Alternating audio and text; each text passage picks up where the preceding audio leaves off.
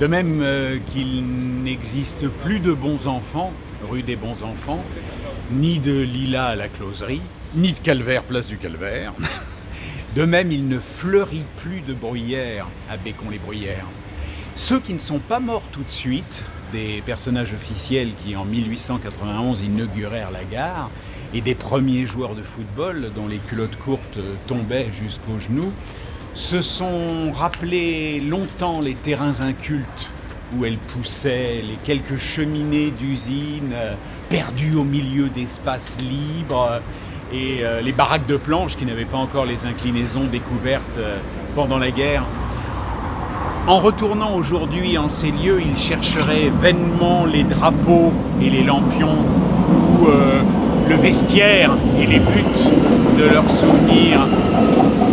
Bien qu'ils fussent alors adultes, les rues semblaient plus petites. Bécon-les-Bruyères a grandi sans eux. La ville a eu du mal, comme le boute-en-train assagit, à se faire prendre au sérieux. Les témoins de son passé la gênent. Aussi les accueille-t-elle avec froideur, dans une gare semblable aux autres gares. Au hasard d'une promenade, il retrouverait pourtant quelques bruyères, désormais aussi peu nombreuses pour donner un nom à une cité que le bouquet de lilas d'une étrangère à une closerie.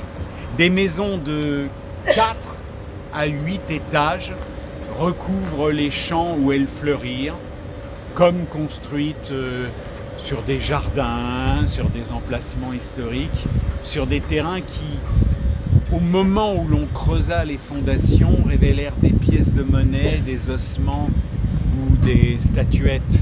Elles portent sur leur façade cette expression des hommes qui ont fait souffrir d'autres hommes et dont la situation repose sur le renoncement de leurs amis.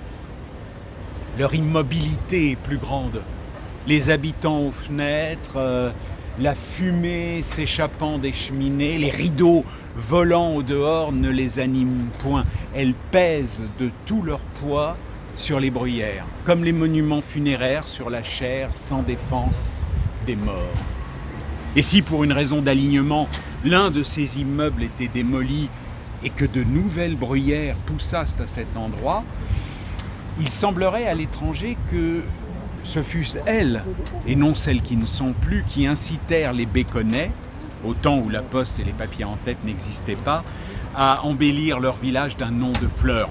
Cela dans le seul but de plaire, puisque l'autre Bécon de France est trop loin pour être confondu avec celui-ci.